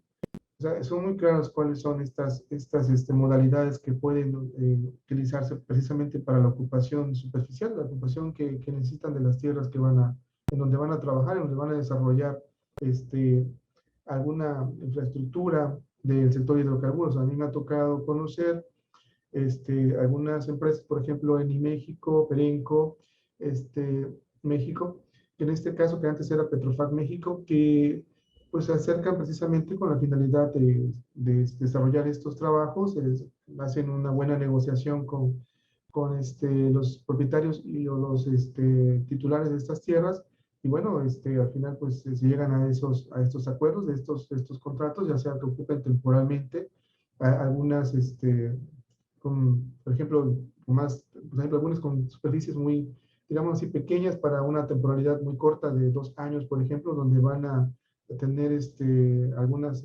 cuestiones ahí que ellos ocupar esas áreas para lo que van a desarrollar, y en otras, por los ductos que van a enterrar y todo, pues la ocupación es para mayor tiempo, ¿no? En este caso en particular, a partir de que les entregaron sus contratos, ellos tienen ese tiempo, evidentemente, para celebrar estos contratos. O sea, si algunos les entregaron sus contratos en el 2016, 18, pues desde el 2018 a los 30 años de su contrato o 25 años, es el tiempo que ellos podrán también contratar con los propietarios, con los titulares de derechos o de parcelas, superficies ejidales o comunales. Porque evidentemente no pueden contratar más allá del tiempo que ellos mismos tienen para el uso de esas áreas, ¿no? Contractuales que les fueron entregadas o a través de los contratos correspondientes. Dice la contraprestación perdón, la fracción sexta, la contraprestación que se acuerde deberá ser proporcional a los requerimientos del asignatario o contratista conforme a las actividades que se realicen al amparo de la asignación de un contrato.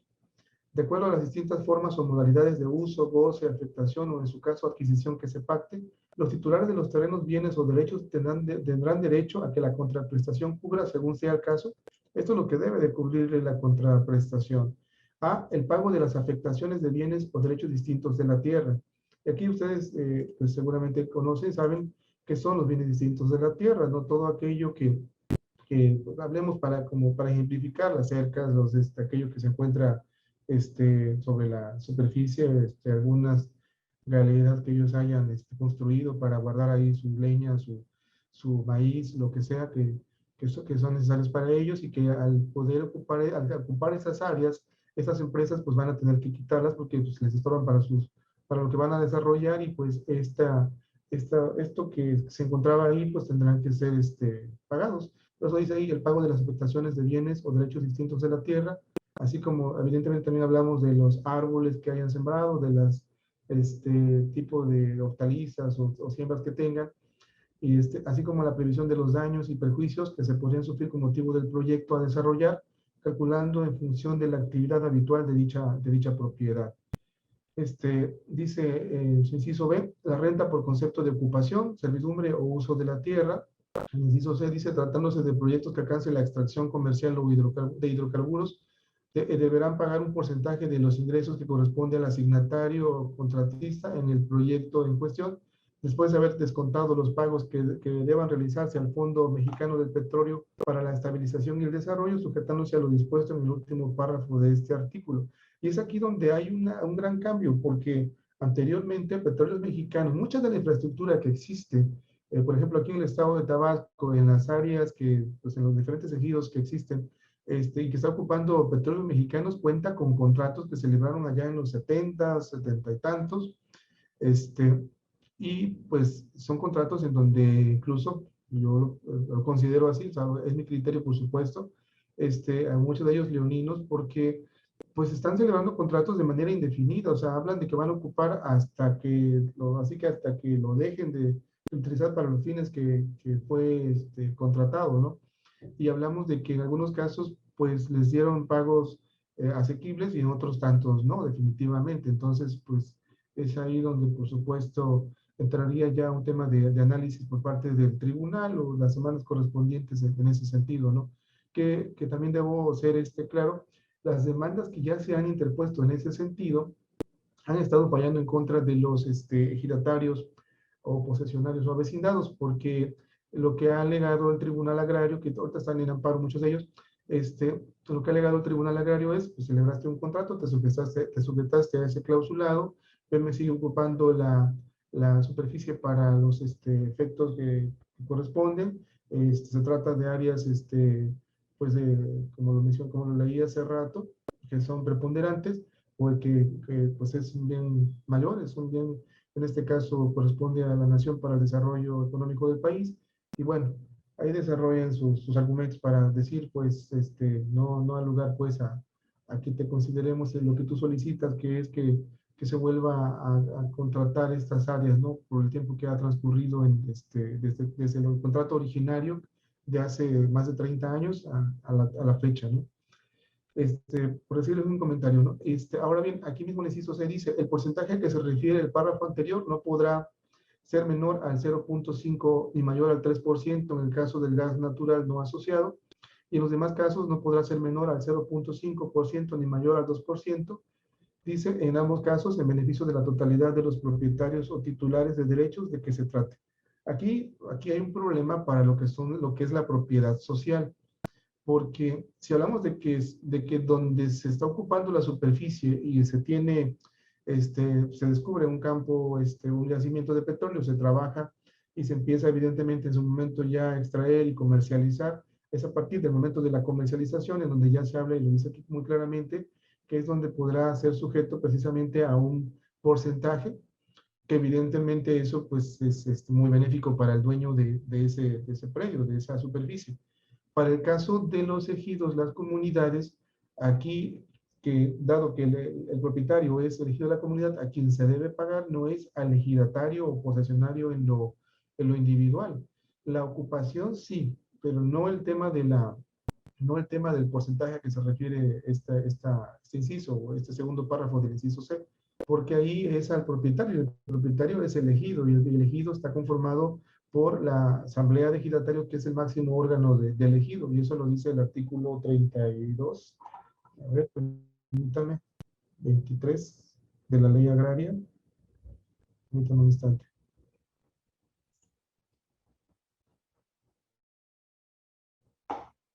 El artículo 32 se habla del comisariado. El artículo 22 es...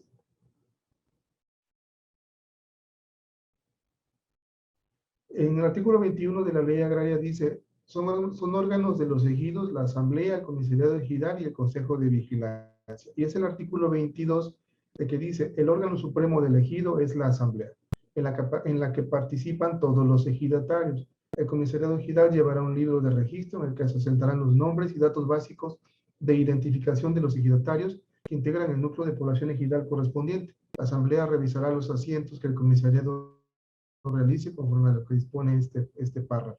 Aquí, después de este artículo, viene el artículo 23 y es donde dice todo lo que son las facultades exclusivas de la asamblea o competencia exclusiva de la asamblea de ejidatarios o comuneros, porque al final el artículo 100, 101, 107 de la ley agraria para las comunidades señala que son, que aplican todos estos artículos que acabo de mencionar, 21, 22, 23, en lo que no se opongan directamente a lo que es los derechos de los pueblos, de las comunidades en este caso, ¿no? Seguimos con lo que dice, permitan, la ley de hidrocarburos. Dice la Secretaría de Energía, con asistencia técnica de la Comisión Nacional de Hidrocarburos, elaborará las metodologías parámetros y lineamientos que podrán servir de referencia para determinar el porcentaje que se refiere el primer párrafo de este inciso C. Eso ya fue realizado, no recuerdo ahorita la fecha exacta, pero como tal estos parámetros, lineamientos ya existen, donde ya se señala incluso fórmulas para poder obtener este porcentaje, obviamente cuando ya se empieza a comercializar ese petróleo encontrado, ese hidrocarburo encontrado en la superficie de que se trate, del propietario de que se trate, ¿no? Luego dice, en lo dispuesto en los incisos A y B anteriores se deberá considerar el valor comercial. También señala la fracción séptima, dice, los pagos de las contraprestaciones que se pacten podrán cubrirse en efectivo y en su caso, mediante cualquiera de las siguientes modalidades. Compromisos para ejecutar proyectos de desarrollo en beneficio de la comunidad o localidad afectada, cualquier otra prestación que no sea contraria a la ley, o sea, una combinación de las anteriores. Lo que yo he observado, por ejemplo, es que algunos ejidos han tenido beneficios como la construcción de áreas deportivas, la construcción o mejoramientos de su área en donde ellos celebran sus asambleas.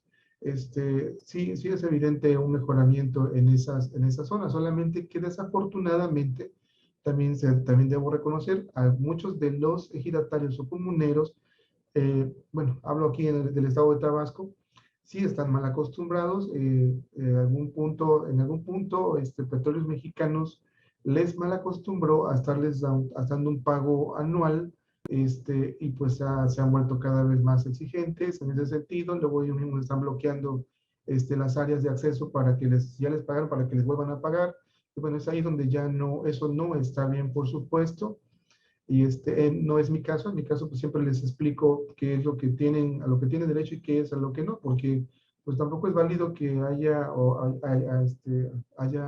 abogados que busquen sacar raja de todo ello y a través de estar presionando de esa manera obtengan recursos los sujetos de derecho agrario y bueno, y estos abogados se vean beneficiados, ¿no? Eso no me parece correcto, no es por supuesto honorable actuar de esa manera, ¿no?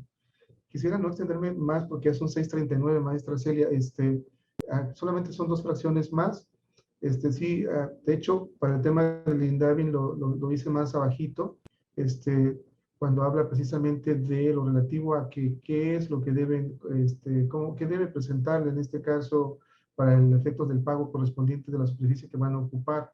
Lo dice aquí el artículo 102 y 103.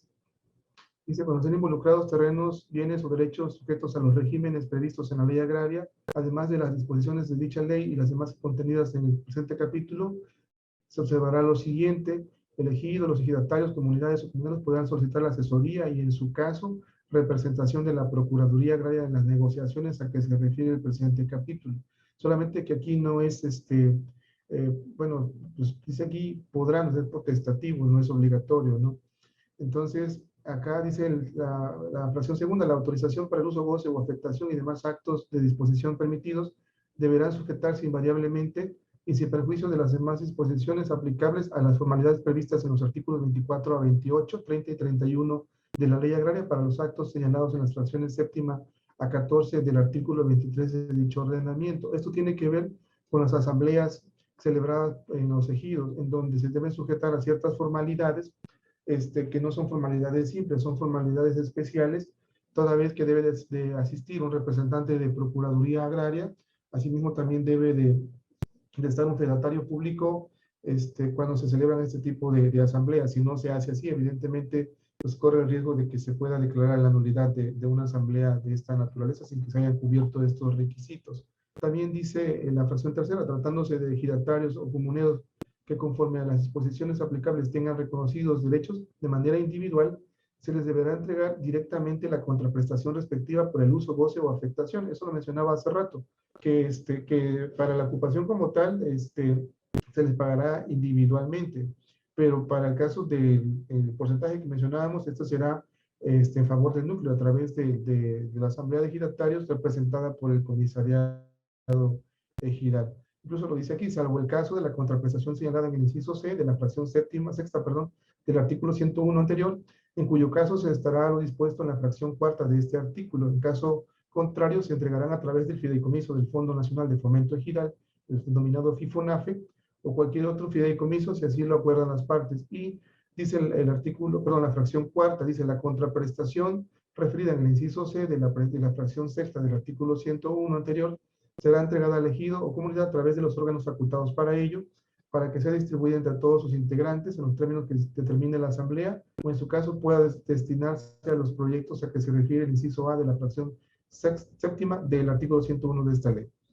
Aquí, posteriormente, habla ya de lo que son los avalúos. Dice, el instituto elaborará y mantendrá actualizados tabuladores sobre los valores promedio de la tierra y, en su caso, de sus accesorios. O sea, ya aquí entraría el tema específico de lo que son los avalúos respecto de las superficies y todo, en este caso, el INDAVI será quien tenga estos tabuladores actualizados, en muchos casos de tipo regional, incluso para efectos de poder determinar qué tipo de tierras son las que estarán ocupando, ¿no? Si son de temporal, si tienen algún tipo de infraestructura, si son de otro orden, ¿no? Sino, y es ahí donde creo que tiene que ver con una de las preguntas de Luis Carlos Garza Rodríguez, donde dice, en el caso de aplicar la justa indemnización, que si bien el INDAVI y hay controversia en este valor, ¿cómo se define? En el caso de la propiedad social y propiedad privada. Bueno, para este caso ya han habido antecedentes en donde ante una circunstancia en la que no se está de acuerdo por parte del propietario o del titular de la superficie de propiedad social, en relación a lo que pretende pagar la empresa contratista o la asignataria, que en este caso sería Pemex, ellos se pueden, dentro del procedimiento, por supuesto, ofrecer otro valor en ese sentido, respecto de un perito. Solamente que ahí sí es muy clara también la ley de hidrocarburos, que este perito deberá estar registrado ante el registro, ante el INDAVI, para los efectos de que pues, se considere que tiene la capacidad para poder emitir un avalúo de esta naturaleza.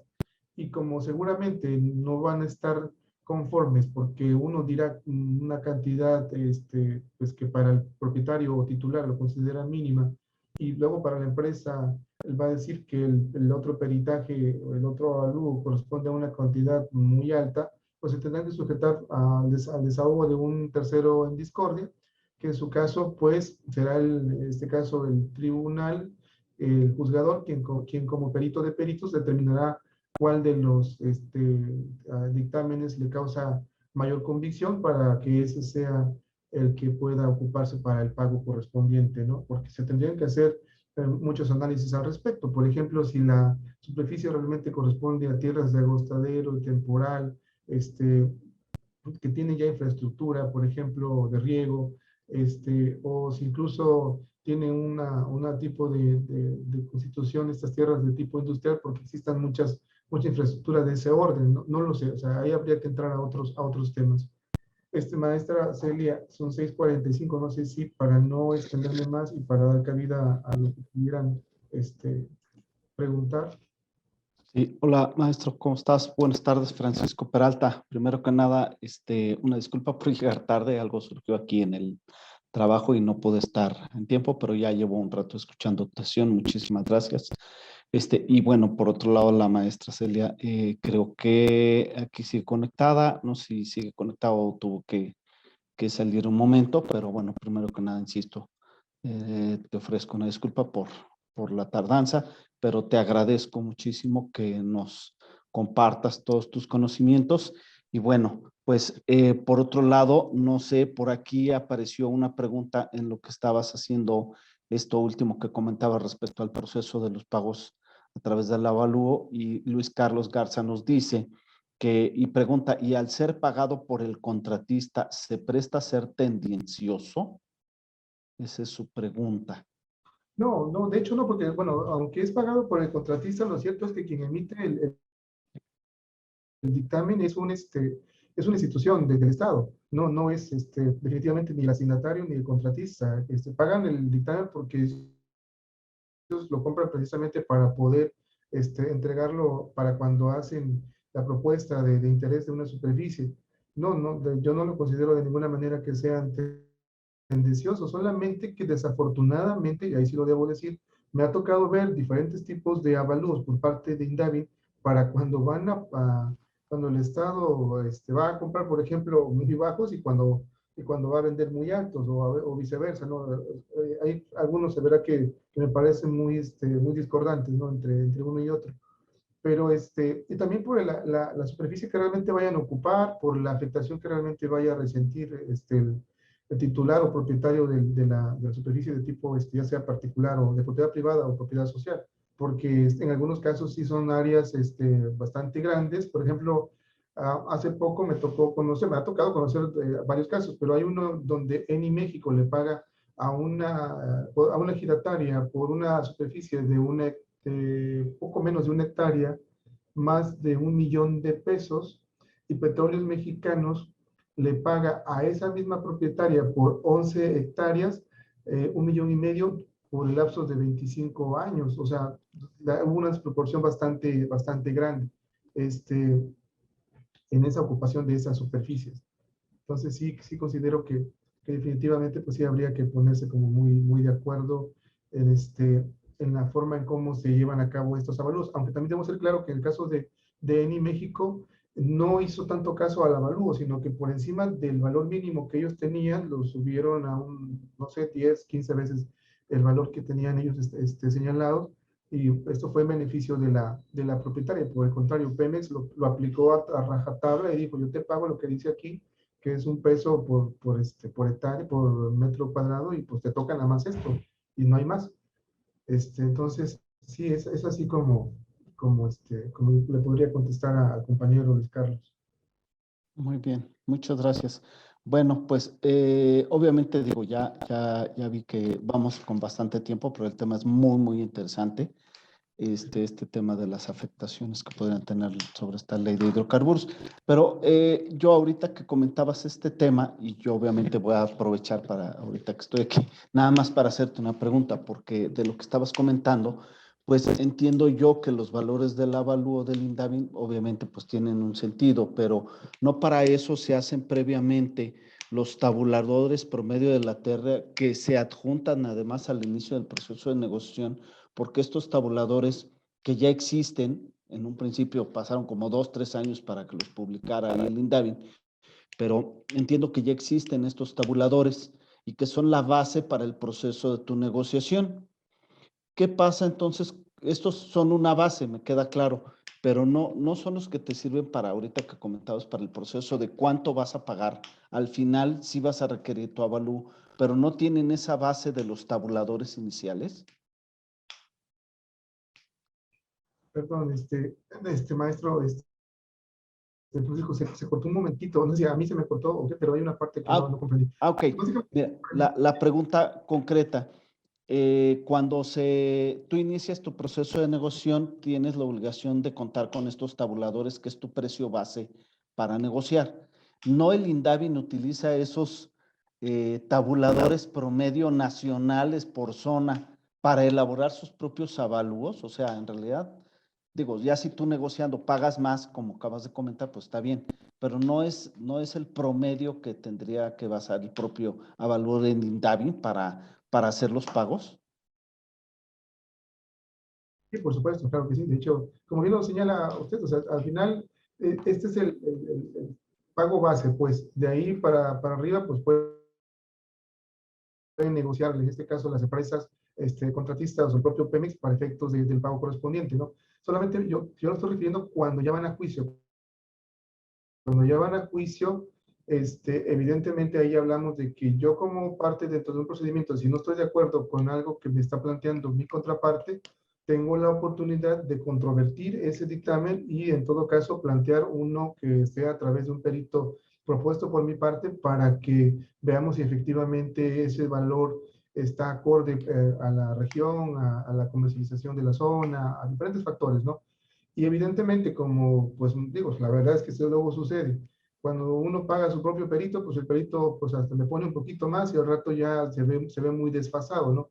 Uno dice, te puedo pagar 1 millón de pesos, por ejemplo, por esta área, y el perito que yo propuse, pues dice, no, debe de pagarte 50 millones de pesos. Eso también ya es una exageración. Entonces, pues ya ahí ya entraría, en este caso, el juzgador, para efectos de que a ver, esa discordancia sea un perito tercero en discordia, que puede ser de alguna institución del Estado, llámese FGR, llámese alguna institución educativa, incluso otro más del INDAVI, que pueda ser, por ejemplo, externo o X, para efectos de que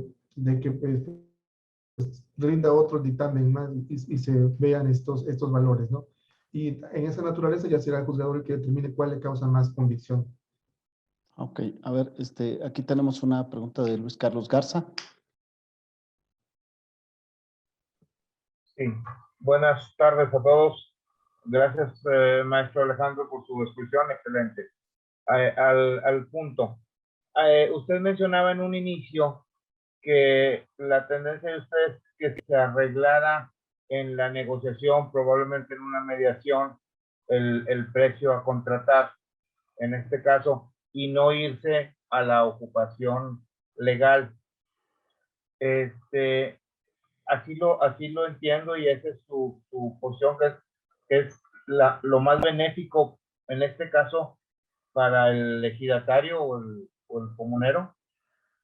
Sí, por supuesto. O sea, lo más benéfico es que sí lleguen a ese punto de conciliación, de que puedan sentarse y adecuadamente, porque ya llegar al juicio, ya estamos hablando de que ya hay una animadversión, en este caso el sujeto de derecho agrario ya llega con un tema de que tendrá que tener un abogado, pagar un abogado, le va a costar, o puede ser el de Procuraduría Agraria, va a llevar todo un procedimiento de por lo menos 2 años, bueno, 1 año y medio o 2 años, se van a ir a un amparo y entonces ya este tema de la ocupación que va a realizar la empresa contratista o la asignataria, pues ya conlleva que ya va a tener un problema constante con ese propietario o este sujeto de derecho. Ya sea que porque le esté cerrando constantemente el acceso, porque le esté echando el ganado ahí cerca de los ductos, o pues no sé, mil cosas que pueden pasar, porque de verdad los digo como ejemplos porque son muy reales, son constantes. Entonces, pienso que siempre en mis casos, siempre trato, hace poquito, de hecho estamos en un punto de negociación con una empresa contratista, en donde la verdad para mí está ofreciendo una buena cantidad en este caso a mi asesorado. Trato de convencer a mi asesorado, es muy terco, de verdad que por más que yo ya le expliqué, ya le dije, mira, te está ofreciendo mucho más que lo que han ofrecido en otros lados, te lo está ofreciendo de manera anual, no te lo está ofreciendo de un solo pago por 25 años, te lo va a estar dando cada año.